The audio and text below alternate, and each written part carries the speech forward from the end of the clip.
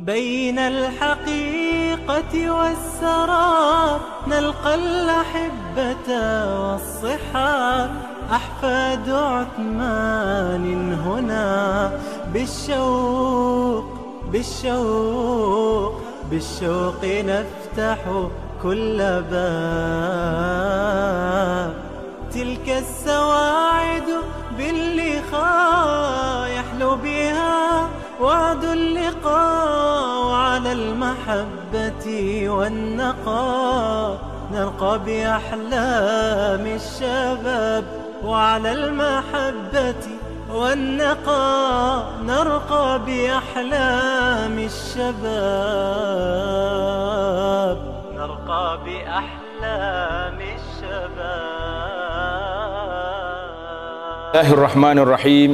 الحمد لله والصلاة والسلام على رسول الله نبينا محمد بن عبد الله وعلى آله وصحبه ومن والاه. Amma ba'd.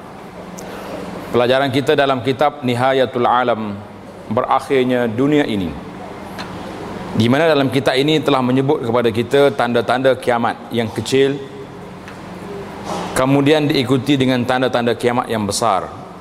Jadi insya-Allah kita sambung pelajaran kita dalam tanda kiamat yang kecil lagi, yang ke-93. 93 iaitu kalamus syajari, pokok akan bercakap. Ini benda pelik ni. Biasa orang bercakap, ni pokok bercakap. Yang ke-94 kalamul hajari, batu bercakap, menyokong orang Islam. Tanda yang ke-95 qitalul muslimin lil yahud, orang Islam akan memerangi Yahudi. Jadi hari ini kita lihat tanda-tanda ini sebahagiannya telah menghampiri destinasi ataupun masih jauh lagi, wallahu alam. Peperangan ini akan berlaku pada akhir zaman dan orang Islam akan menang. InsyaAllah kita akan menang. Pokok-pokok dan batu-batu akan bercakap, mengatakan, orang Islam, ya Abdullah, pokok bagi tahu ada seorang Yahudi di belakang aku, datang dan bunuhlah dia. Maka pokok-pokok dan batu-batu akan memberi sokongan kepada orang Islam. Ini merupakan bantuan daripada Allah Azza wa Jalla. Jadi tentera Allah Ta'ala ni kita tahu mari daripada mana. Ada tentera angin, ada tentera batu, ada tentera laut, macam-macam. Ibnu Umar berkata bahawa Rasulullah sallallahu alaihi wasallam bersabda, tuqatilukumul yahud fatusallituna alaihim hatta yaqul al-hajaru ya muslim hadza yahudiyun wara'i faqtulhu, muttafaqun alaih. Dalam hadis ini Nabi kita beritahu Yahudi akan memerangi kamu, tetapi kamu akan mengatasi mereka sehingga batu-batu berkata, wahai orang Islam, ada seorang Yahudi di belakangku, bunuhlah dia. Hadis ini muttafaqun alaih, hadis yang diriwayat oleh Bukhari dan Muslim. Manakala dia tulis dipersetujui itu oleh dua imam hadis, Bukhari dan Muslim, artinya hadis ini kemuncak dalam kesahihannya. Mana batu bercakap, pokok akan bercakap. Pokok dan batu berkata-kata adalah satu daripada tanda-tanda kiamat. Tetapi pokok gharqad Yahudi tidak akan berkata-kata. Jadi kalau nak timbul isu tali barut ni, tali barut orang panggil ni, pokok pun ada juga tali barut Yahudi. Dia tak bercakap. Dia cuba nak sembunyikan Yahudi daripada dibunuh oleh orang Islam. Kata di Abu Hurairah radhiyallahu anhu bahawa Nabi kita bersabda, la taqumus sa'ah hatta yuqatilul muslimun al-yahud, ila akhiril hadis. Tidak akan terjadi kiamat sehingga kaum muslimin berperang dengan Yahudi. Maka kaum muslimin membunuh mereka sampai ada seorang Yahudi bersembunyi di belakang batu-batu serta pohon-pohonan, dan berkatalah batu serta pohon itu, wahai muslim, ya Abdullah, hadza yahudiyun khalfi, ta'ala faqtuluhu. ini Yahudi di belakangku, mari bunuhlah dia. Kecuali pokok gharqad, pokok yang berduri, kerana pokok tersebut adalah pokok Yahudi. Hadis ini riwayat Muslim. Tengok dalam gambar kitab kita tu, gambar pokok gharqad ni. Kalau ada depan rumah kita, jangan duduk balik tebang lah. Pokok ni pokok ejen kepada Yahudi ni.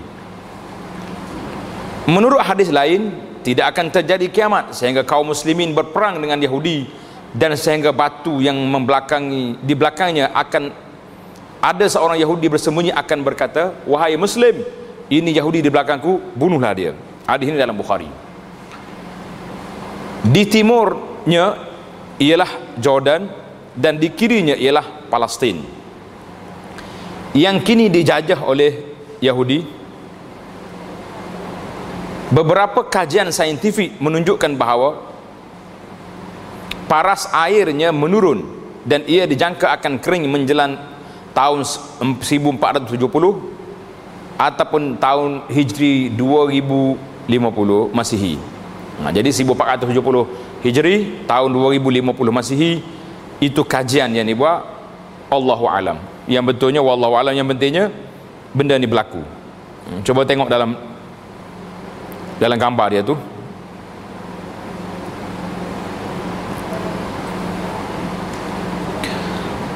Pertuturan oleh pokok dan batu itu bermaksud pokok dan batu memang boleh berkata-kata, kerana Allah berkuasa memberi kebolehan bertutur kepada objek-objek tak bernyawa.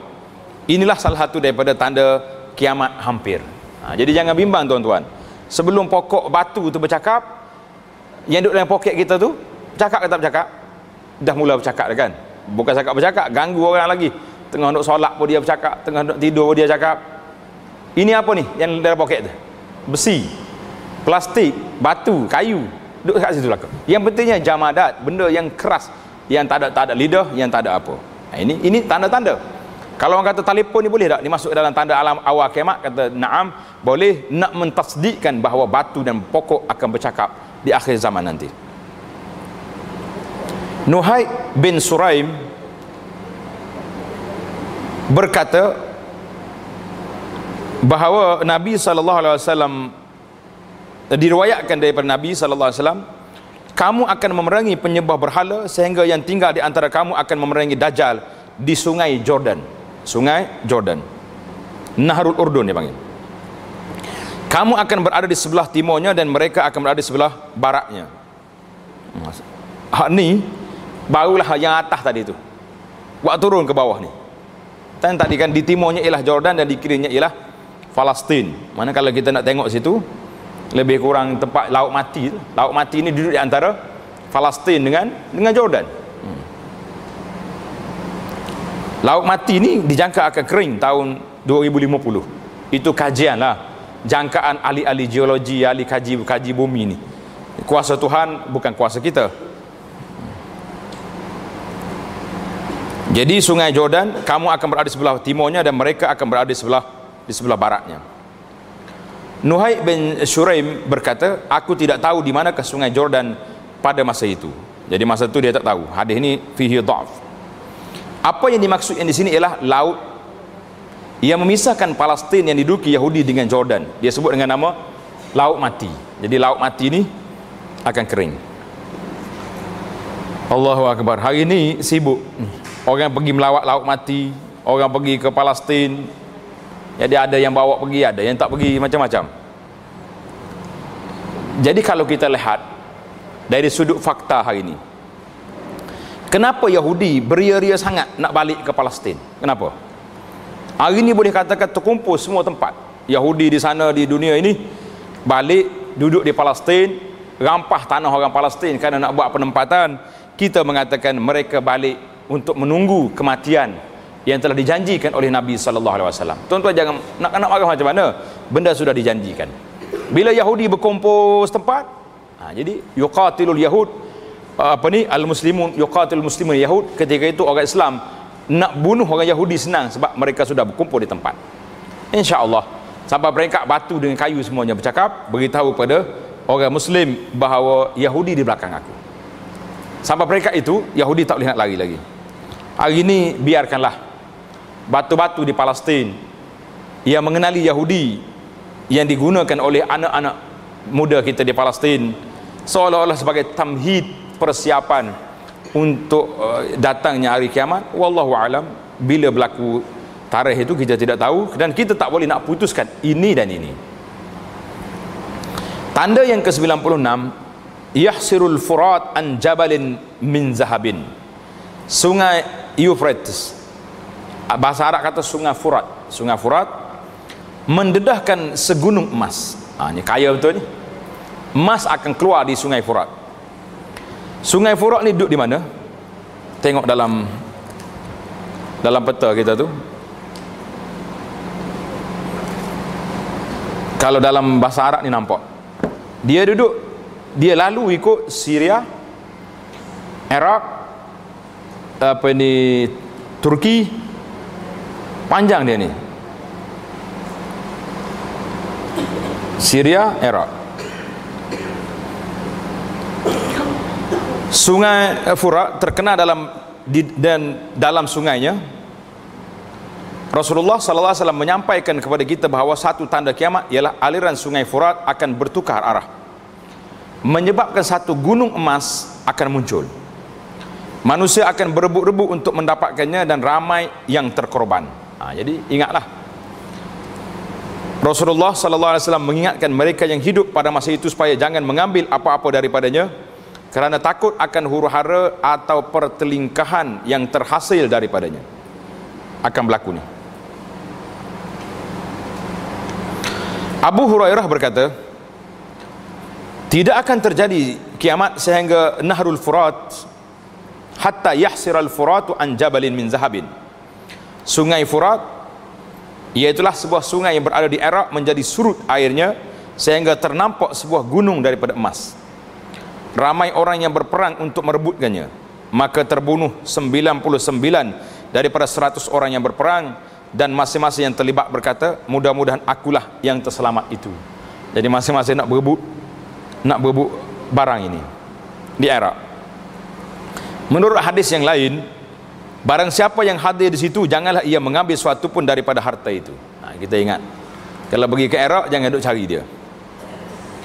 Ubay bin Ka'ab radhiyallahu anhu, manusia akan terus berlomba-lomba dalam mengejar kekayaan dunia. Aku mendengar Rasulullah sallallahu alaihi wasallam bersabda, akan tiba masanya sungai Furat menjadi surut airnya sehingga ternampak sebuah gunung daripada emas.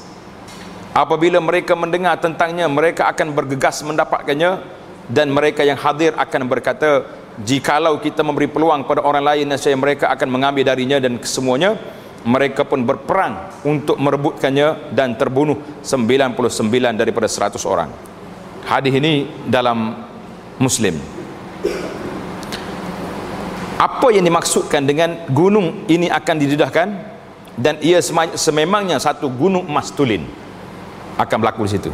Ni pelombo-pelombo emas ni bawa lagi duk cari dalam bukit-bukit kat Malaysia ni tak banyak. Pergi di Sungai Furat tu. Tengok dalam gambar dia ada. Kenapa ia ditemui? Mungkin disebabkan pertukaran arah aliran sungai. Khazanah ini atau gunung emas ini mungkin tertanam oleh lumpur dan tidak diketahui, tetapi apabila arah aliran air sungai diubah atas sebab-sebab tertentu, Allah akan menyebabkan ia ditemui. Mereka yang hidup pada masa itu tidak sepatutnya mengambil apa-apa daripada khazanah ini, kerana takut akan huru-hara dan pertumpahan darah. Huru-hara ini masih belum berlaku, dan hanya Allah sahaja yang tahu bila dia akan berlaku. Hari ini Turki dan Syria sedang membina empangan di Sungai Furat dan membina kilang-kilang di sekitarnya yang menyebabkan kurangnya aliran air. Ini mungkin petanda-petanda kemunculan gunung emas tersebut. Jadi alhamdulillah, dalam lawatan saya waktu belajar dulu, anak pergi ke Saddul Furat di Syria. Pergi. Jadi masyhurlah pada waktu itu orang tersebut. Dia kata masyhur di Sungai Furat ni tempat ikan bakar. Kita pun semangatlah pergi. Rupanya di Syria ni orang tak makan nasi. Ikan bakar pun makan dengan roti juga. Boleh tahan jugalah. 3 hari 3 malam tak jumpa nasi. Pergi melawat di Syria. Ini tanda. Hari ni kalau kita tengok Tapi jangan jazamlah pula. Perebutan yang berlaku di antara kuasa-kuasa besar gini pakat duk serang Iraq. Sebab Iraq ni di antara negeri yang manis, yang banyak sumber-sumbernya. Di antaranya ni Sadul Furat ini, di Sungai Furat ini ada gunung emas yang akan timbul nanti. Jadi tak kira lah emas hitam ke emas putih, emas kuning. Emas hitam tu ada sebahagian daripada penulis mengatakan emas hitam itu itulah minyak yang keluar tu. Tapi janganlah kita jazam bahawa inilah yang berlaku hari ni lah. Berlaku benda ni akan berlaku seperti dalam hadis Nabi sallallahu alaihi wasallam, Sungai Furat akan mengeluarkan emas. Di Malaysia ni pun ada satu tempat, ada satu negeri sibuk ni pakat duk cari harta karun. Wartawan bagi tahu saya, dia baru balik di sebuah pulau nak cari harta karun, tinggalan Portugis ke siapa dia zaman dulu duk tinggal kat pulau tu, pakat duk cari habis. Kata peliklah awak ni, hak tak ada kamu cari, yang ada depan mata tak cari. Dah, banyak benda-benda yang kita tinggal yang ada depan mata kita. Pokok-pokok getah tidak lagi ditoreh dengan baik, tanah-tanah terbiar tidak lagi ditabur benih padi dan sebagainya, duk cari benda hak tak ada. Ini kerja manusia di akhir zaman. Yang ke-97, maji'u zaman yukhayyaru ar-rajulu fihi bainal ajzi wal fujur.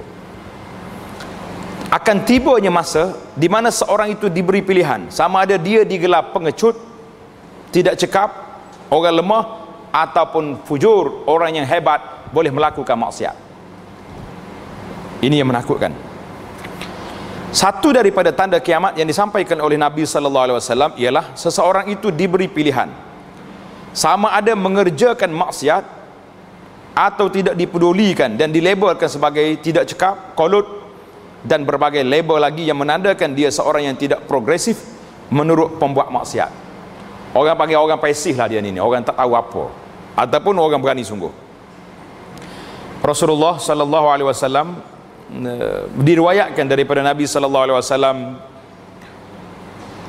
akan tiba masanya apabila seorang laki-laki diberi pilihan antara hendak digelar tidak cekap, lemah, atau mengamalkan sifat yang tidak berakhlak.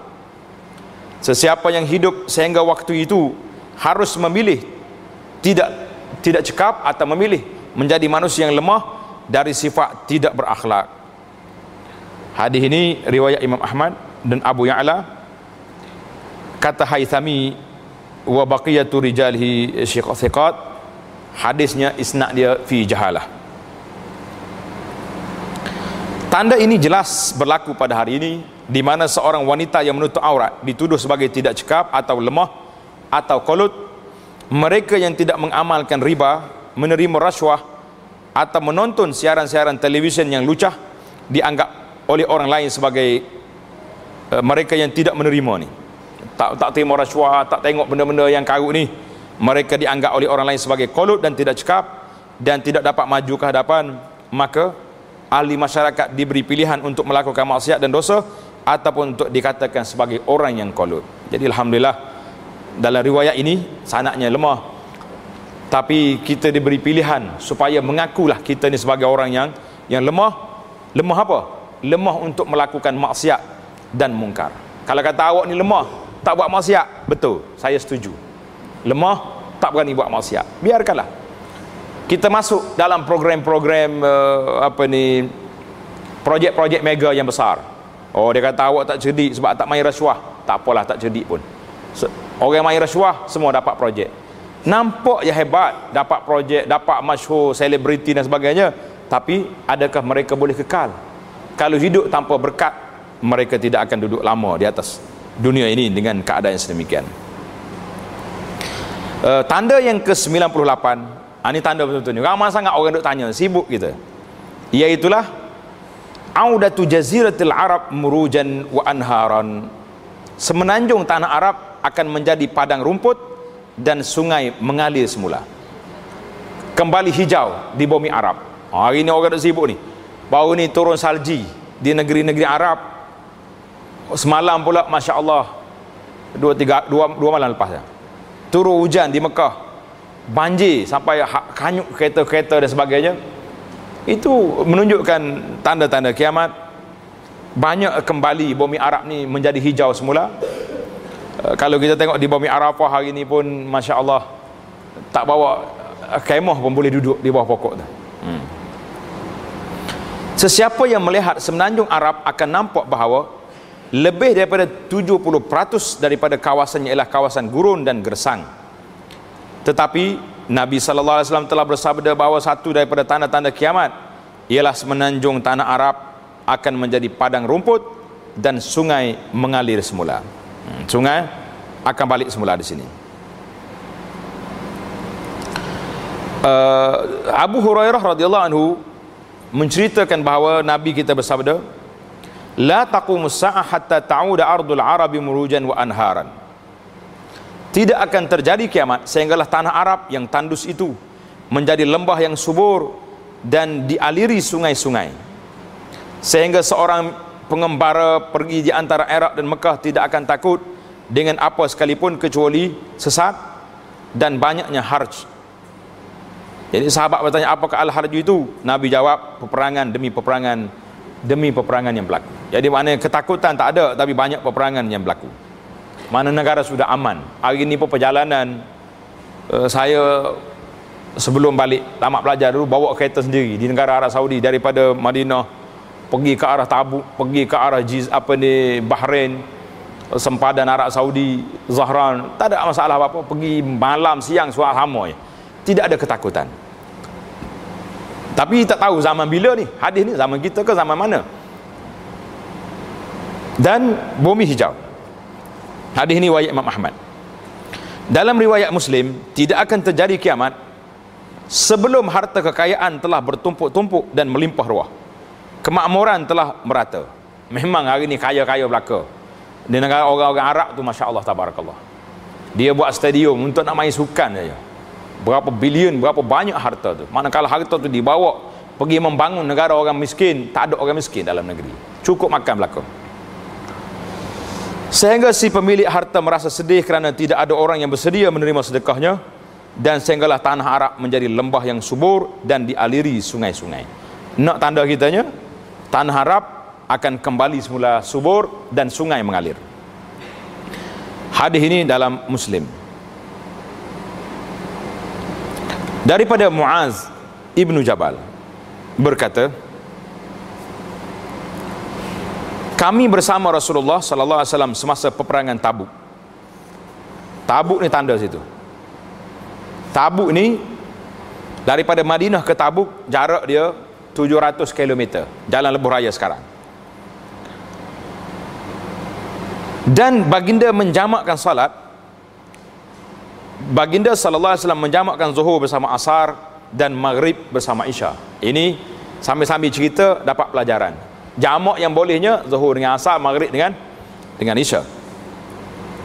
Suatu hari baginda melewatkan sembahyang. Kemudian baginda keluar dan mengerjakan sembahyang jamak zuhur dan asar. Kemudian Nabi sallallahu alaihi wasallam masuk semula. Kemudian baginda keluar selepas itu dan menjamakkan maghrib dan isya, dan baginda bersabda. Apa dia kata? Innakum satatuna ghadan insyaallah aina Tabuk. Besok kamu akan sampai ke mata air Tabuk, dan kamu akan sampai ke sana sesudah siang hari. Sesiapa di antara kamu sampai ke tempat itu, jangan ada yang menjamah air itu sama sekali sebelum aku sampai. Jadi Nabi bagi arahan, jangan sentuh telaga di Tabuk itu sebelum Nabi kita sampai. Maka kami tiba di sana. Cerita Abu Hurairah kata, kami tiba di sana dan dua orang lelaki-lelaki tiba lebih awal daripada kami, dan mata air itu kecil, aliran airnya seperti tali kasut. Kecil ya. Rasulullah sallallahu alaihi wasallam bertanya kepada mereka, adakah kamu menyentuh airnya? Mereka jawab, ya ya Rasulullah. Dia orang yang tak ikut arahan, dia pergi dulu. Rasulullah sallallahu alaihi wasallam menegur mereka dan beritahu mereka apa yang Allah telah wahyukan. Kemudian mereka mencedok air daripada mata air dengan menggunakan tangan sedikit demi sedikit, sehingga mereka dapat mengumpulkannya dalam satu bekas. Kecil sangat mata air tadi. Rasulullah sallallahu alaihi wasallam mencuci tangan dan muka baginda dengan air tersebut, kemudian mencurahkan balik air tadi ke dalam mata air, yang kemudiannya mengalir dengan air yang banyak sehingga semua orang meminumnya sedikit. Kemudian baginda bersabda, Nabi kata apa? Yushiku ya Muaz in talat bika hayah antara ma hahuna qad muli'a jinana. Wahai Muaz, kalau kau masih panjang umur, kamu akan melihat di sini penuh dengan kebun-kebun. Hadis ini dalam Muslim. Maksudnya bangunan-bangunan dan tanaman. Beberapa orang saintis telah menunjukkan yang iklim yang lebih sejuk sedang bergerak menuju ke semenanjung tanah Arab, membawa bersamanya salji dan hujan yang biasanya membolehkan tanaman membesar, dan dengan banyaknya rahmat Allah yang maha besar dan maha agung, boleh bertukar gurun Arab menjadi taman-taman dan sungai-sungai. Tanah yang menghijau dengan pelbagai jenis pokok yang beri tempat berteduh. Tanda ini masih belum muncul, tetapi semua yang telah ditetapkan akan berlaku tidak lama lagi, insya-Allah. Jadi Syekh kita ni jazam bahawa tanda tersebut belum muncul, tetapi orang panggil semi kepada tanda ni memang berlaku. Di Tabuk sudah ada kebun-kebun yang luas, dan di Ha'il, satu mantikah di negeri Arab Saudi, memang cantik. Kalau tengok dalam TV dia tu, dia buat bulat-bulat tempat orang nak pokok ni, sayur ni, dia buat cantik. Tengok daripada atas memang sangat menarik dia punya pandangan.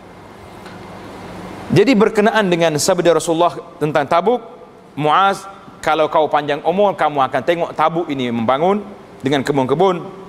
Telah menjadi kenyataan pada hari ini, di mana projek-projek pertanian yang penting sedang dijalankan di kawasan yang luas di Tabuk.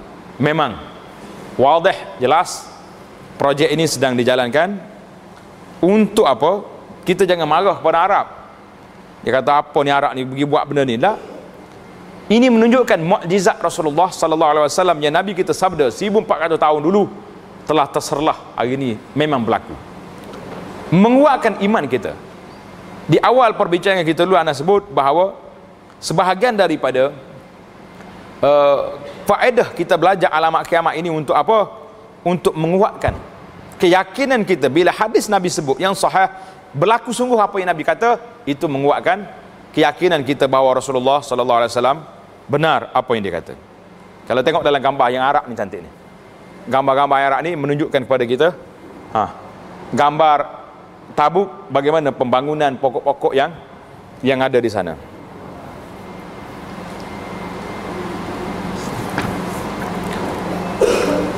Yang seterusnya, tanda yang ke-99, zuhur fitnatul ahlas. Fitnah al-ahlas iaitulah dugaan yang berlarutan dan sangat teruk. Yang kedua, yang ke-100, zuhur fitnatus sarra. Dugaan yang menyebabkan oleh kemewahan dan kehidupan yang senang. Orang mewah hari ini tak dengar kata habis dah. Yang ke-101, zuhur fitnatud duhaima, iaitulah banyaknya fitnah dugaan-dugaan yang besar. Apa dia banyak cerita ni? Nabi SAW memberitahu kita bahawa kiamat tidak akan berlaku sehingga didahului oleh 3 dugaan.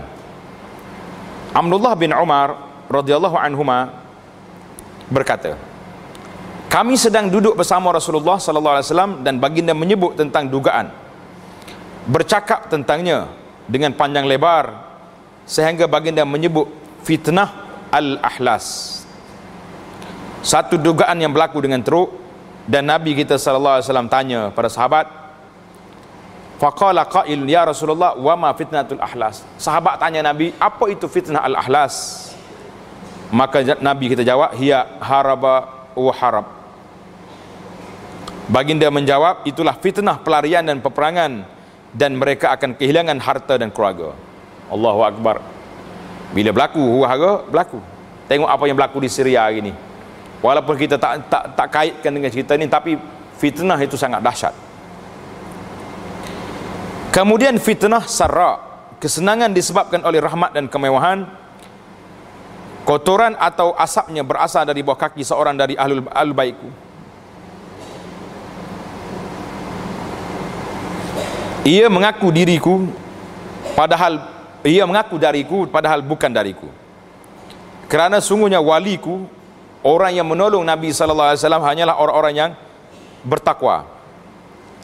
Kemudian manusia bersepakat pada seorang seperti bertemunya punggur dengan tulang rusuk, tidak seimbang.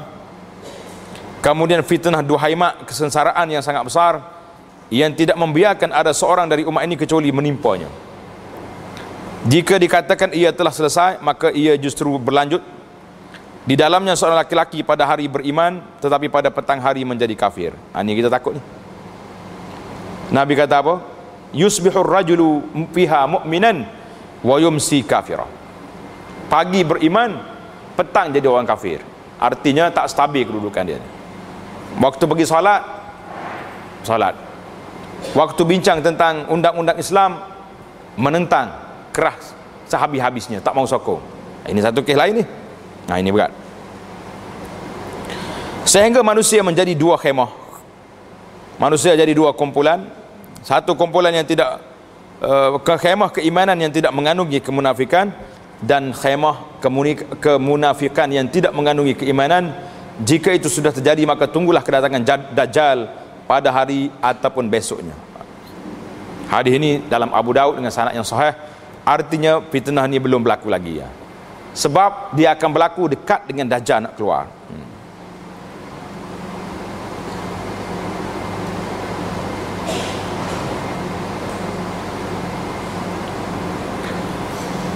Al-Ahlas, apa dia fitnatul ahlas tadi? Ialah kata majmuk kepada hils, iaitu satu selimut yang dipakaikan di atas belakang unta, di bawah pelana kayu.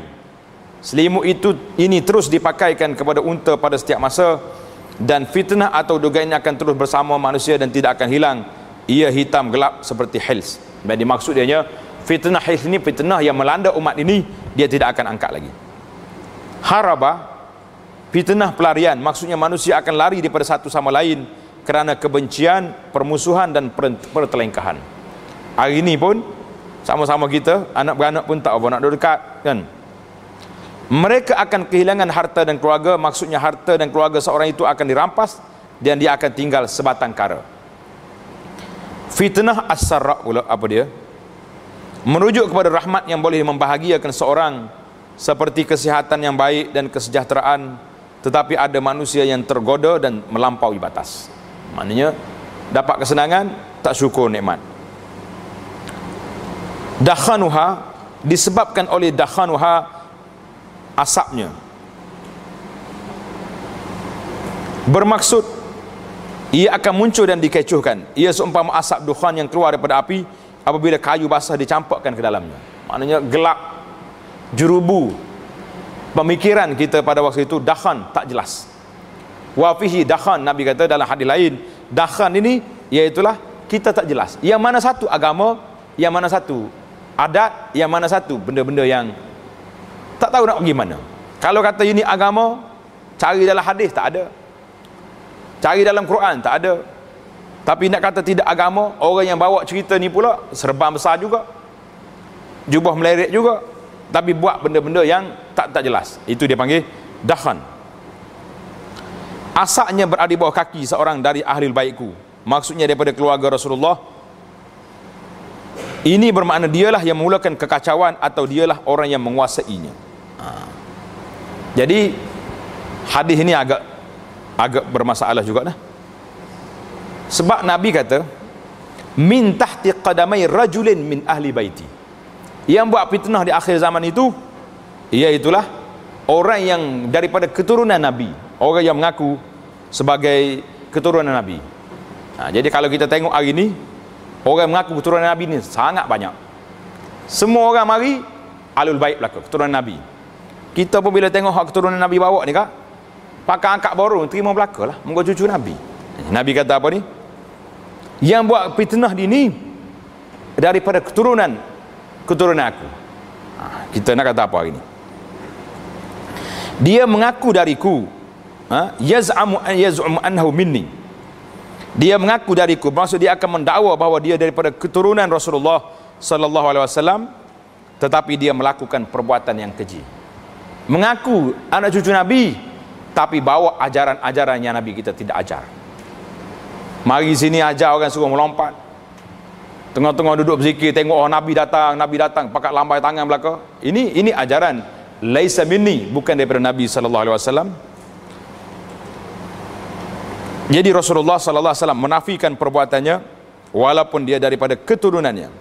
Dia bukan kawan karibku, dia bukan daripada wali aku, kerana waliku ialah orang-orang yang bertakwa, tetapi orang ini akan menyebabkan huru-hara. Ini akhir zaman, bukan kena ada kena-mena yang zaman kita gini. Padahal bukanlah ia dariku, bermaksud dia bukanlah salah seorang kawan karibku kerana dia menimbulkan huru-hara. Ayat ini sama seperti ayat di mana Nabi Nuh berseru pada Tuhannya, inna bani min ahli. Jadi Nabi Nuh kata apa? Waktu anak dia tak mau naik bahtera, anak Nabi Nuh tak mau naik bahtera, tenggelam. Nama anak dia sebagai ahli tafsir kata nama Kan'an. Nuh panggil dia, ya bunay yarkam ma'ana, anak naik sekali dengan abah. Anak kata tak mau. Sa'awi ila jabalin, aku akan lari pergi ke bukit. Jadi bila anak dia tenggelam, Allah, Nabi Nuh sedih, dia kata inna bani min ahli, anak aku tu daripada keturunan aku ya Rabbi. Sedih dia. Allah jawab, innahu laisa min ahlik, innahu amalun ghairu salih. Tuhan mengatakan, wahai Nuh, sesungguhnya bukan daripada keluargamu, sebenarnya dia melakukan pekerjaan yang tidak baik, melakukan perbuatan yang tidak baik. Dalam surah Hud ayat 46. Kemudian summa yastalihuna ala rajulin, kemudian manusia bersepakat pada seorang, bermaksud mereka bersetuju untuk bersumpah taat setia pada orang ini. Jadi dia pakai ambil. Seperti bertemunya pinggul dengan tulang, warikna mafaqal fakhiz, mana punggung dengan tulang punggung dia tu. Maksudnya hal-hal manusia tidak akan seimbang di bawah pimpinan orang ini, kerana tulang paha berat dan tulang rusuk kecil dan lemah. Oleh itu manusia akan bersetuju selepas bertelingkah dan bersatu di bawah seorang laki-laki yang tidak layak untuk memerintah, cetek pengetahuan dan kebijaksanaan, dan tidak mampu menguruskan hal-hal kemasyarakat dan menjaganya dengan baik.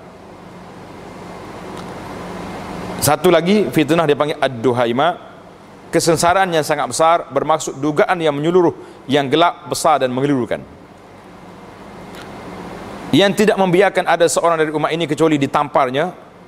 Bermaksud setiap orang tidak akan terlepas daripada dugaan atau malapetaka yang akan menimpa. Tamparan ialah pukulan di muka, dan maksudnya ialah kesan daripada dugaan yang besar ini akan meliputi semua orang. Jadi panjang hadis ni. Ia tidak selesai. Tamadat bermaksud apabila manusia bayangkan yang huru-hara telah tamat, rupanya belum tamat lagi, maka ia justru berlanjut. Maksudnya ia akan bertambah dan berterusan. Seorang laki-laki pada pagi hari beriman, tetapi pada petang hari menjadi kafir. Bermaksudnya pada waktu pagi seseorang itu akan menganggap darah dan harta saudaranya yang tidak menjual kehormatannya sebagai haram, tetapi pada waktu petang dia akan memandangnya sebagai sesuatu yang dibolehkan. Mana pagi dia tak buat, petang boleh buat. Dan melakukan dosa terhadap saudaranya, ini telah pun dibincangkan dengan terperinci sebelum ini. Lihat tanda yang ke-51. Manusia terbagi kepada dua kumpulan, dua khemah, bermakna dua kumpulan, atau dikatakan juga dua bandar, dua camp orang panggil sekarang ni. Kumpulan keimanan yang tidak mengandungi kemunafikan, bermaksudnya iman yang sejati dan ikhlas. Satu lagi khemah munafik yang tidak mengandungi keimanan, bermaksud dia akan mengandungi perbuatan-perbuatan orang munafik seperti berbohong, pengkhianatan, mungkir janji dan lain-lain. Maka tunggulah kedatangan Dajjal, bermaksud tunggulah kemunculannya. Huru-hara ini belum lagi muncul. Syekh kata huru-hara ini tak mari lagi.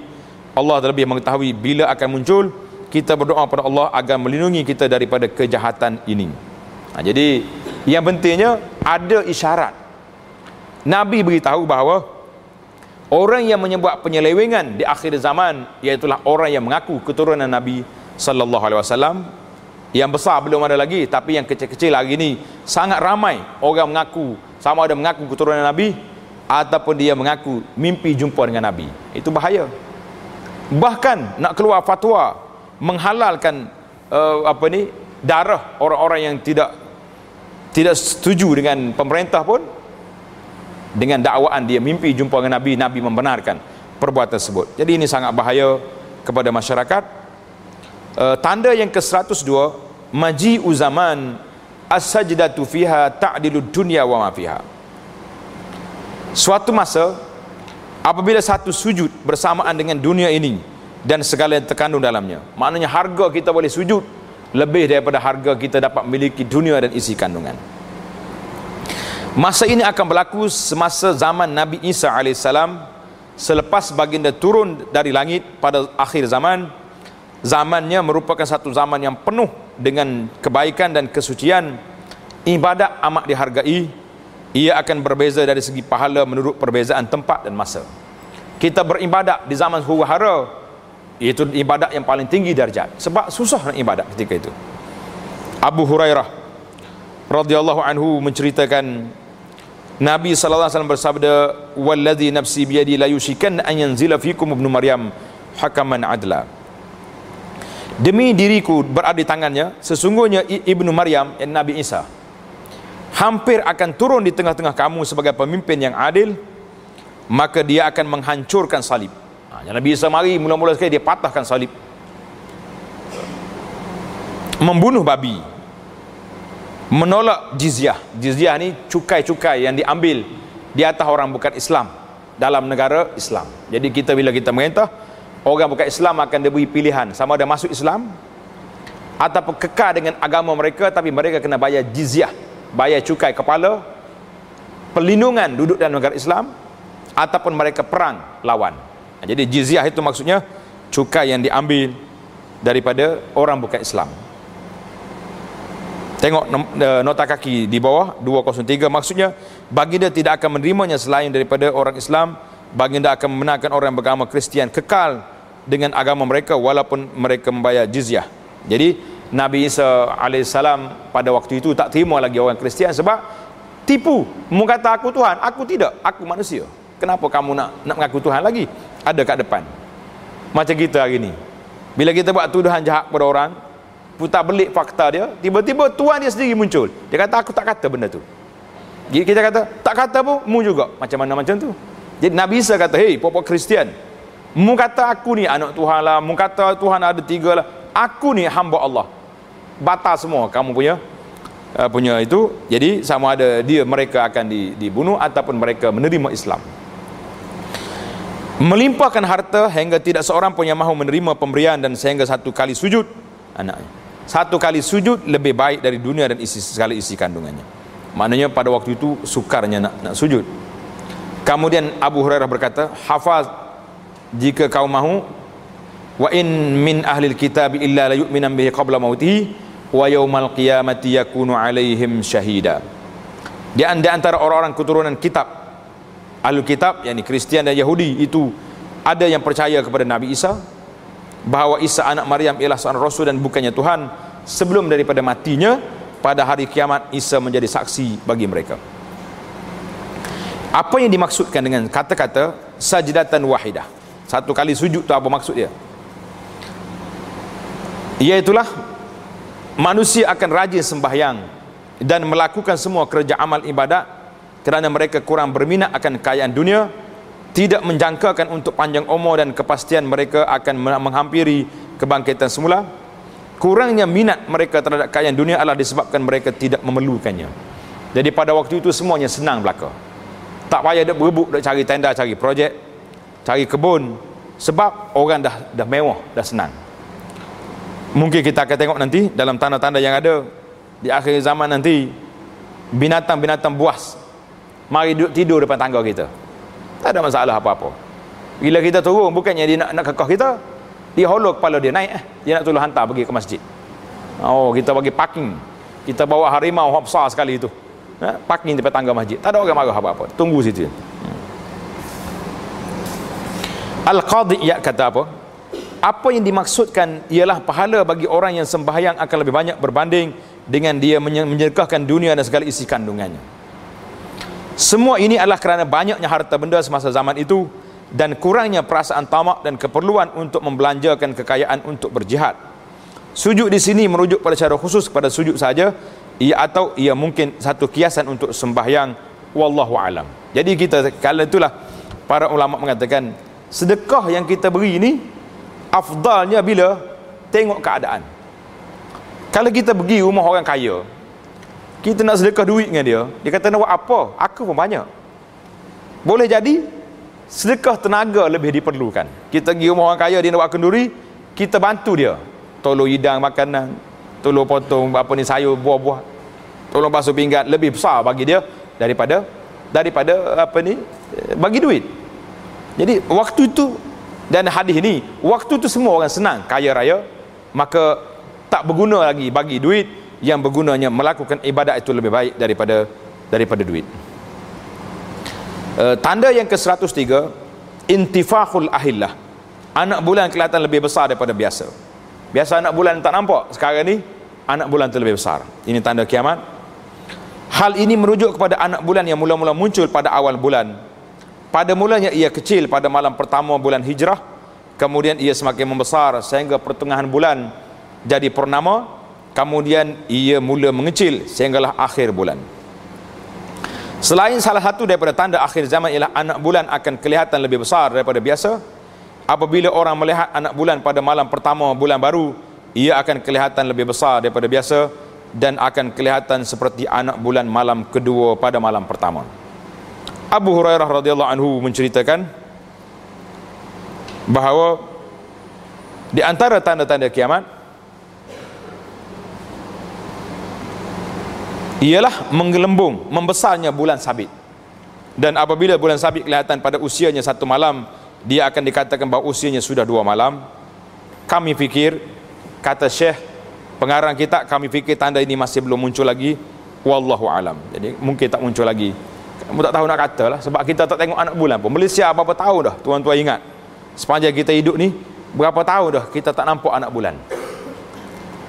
Pembohong besar raja-raja kata, kita berpuasa esok kerana apa? Kerana hisab. Tak nampak anak bulan. Saya tanya kawan-kawan yang hidup pergi tengok anak bulan tu, pergi buat apa tak nampak? Sajalah dia tu sambil-sambil makan ikan bakar kat tepi tu. Pergi tengok anak bulan tu, nampak ikan bakar. Bolehlah buat belajar, kata orang, belajar cara-cara nak tengok. Jadi kalau tak tengok langsung, nanti mati pula ilmu ru'yatul hilal, ilmu tengok anak bulan itu.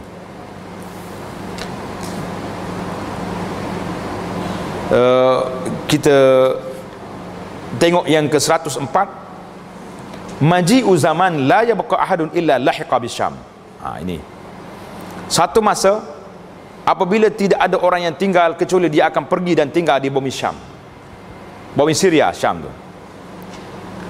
Asyam ialah nama satu kawasan yang pada hari ini terdiri daripada Syria, Lebanon, Jordan dan Palestin.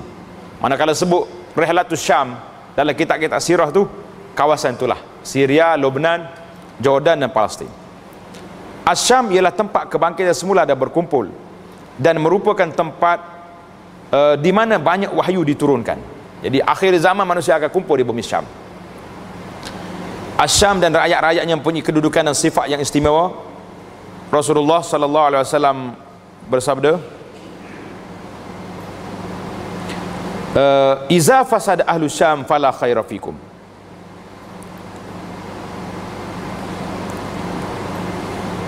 Artinya, jika orang Syam yang tidak berakhlak dah rusak dah, tiada lagi kebaikan dalam kamu. Tetapi sekumpulan dari umatku masih lagi disokong dan tidak akan dimudaratkan oleh orang yang meninggalkan mereka sehingga hari kiamat. Maknanya kalau nak tengok hari ni, bumi Syam berat. Pemimpin mereka, tengok ni, kalau Lebanon siapa pimpin dia? Kalau di Syria siapa pimpin? Puak-puak Asad ni kita kena kenal, kita nak sokong orang ni pun kena tahu. Kumpulan Asad ni dia punya pahaman Nusairi. Nusairi ni satu cabang daripada Syiah, yang Syiah kata Nusairi ni kafir. Syiah pun tak iktiraf puak-puak Nusairi itu Syiah. Jadi kita nak kata orang yang lawan Bashar ni, orang itu, kita kena fikir banyaklah mereka tu siapa. Tapi hadis ni janganlah pasang kepada puak ni. Saya bimbang takut tak kena tempat, kita buat satu andaian yang silap terhadap hadis Nabi sallallahu alaihi wasallam. Oleh itu Rasulullah sallallahu alaihi wasallam menggalakkan orang muslim tinggal di Syam, kerana sebelum bermulanya kiamat, Syam akan menjadi kubu dan pertempatan untuk orang Islam. Seperti Yahudi berkumpul di Palestin, Syam akan menjadi kubu dan penempatan untuk orang Islam. Abu Darda berkata bahawa Rasulullah sallallahu alaihi wasallam bersabda, kubu orang muslim di hari pertempuran besar itu adalah di Al-Ghutah, berhampiran kota Damaskus, salah satu kota yang paling bagus di bumi Syam. Jadi Ghutah di mana? Dekat dengan kota Damsyik. Damsyik ni di Syria sekarang ni.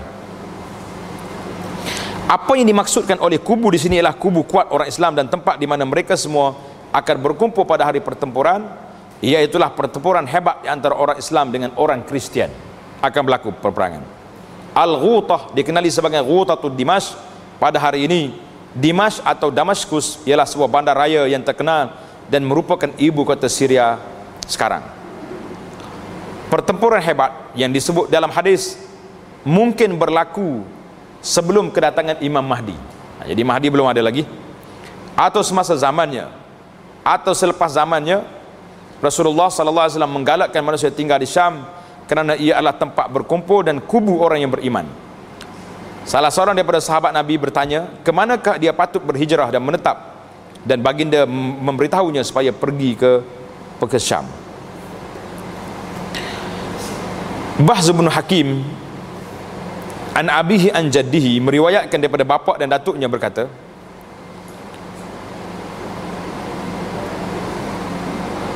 dia kata apa ni? Ya Rasulullah, aina ta'muruni? Kemanakah engkau mahu aku pergi? Dia tanya. Rasulullah jawab, kemanakah engkau mahu pergi? Baginda menjawab, sana, ha huna, ke sana. Dan baginda menunding ke arah Syam. Nabi tunjuk ha huna, ke arah bumi Syam. Hadis ini riwayat At-Tirmizi. Sebelum bermulanya kiamat, kebanyakan daripada orang beriman akan berhijrah ke sana dan ramai yang tidak akan ke Syam. Jadi kita kena ingat baliklah.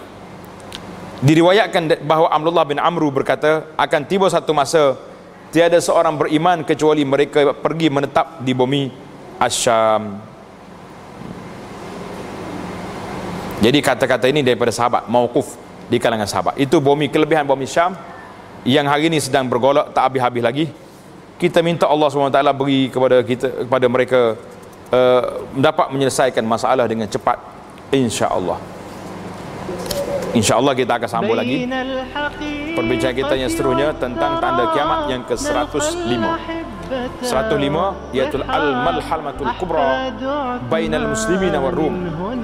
Akan berlaku peperangan besar di antara Islam dengan Rom, dan Fathu Konstantin, pembukaan kota Konstantinopel ataupun Istanbul, Turki yang ada hari ini, insya-Allah dalam perbincangan yang akan datang. Subhanakallah hamdika asyhadu an la ilaha illa anta astaghfiruka wa atubu ilaik. Wa sallallahu ala nabiyyina Muhammadin wa ala alihi wa sahbihi ajma'in. Walhamdulillahirabbil alamin.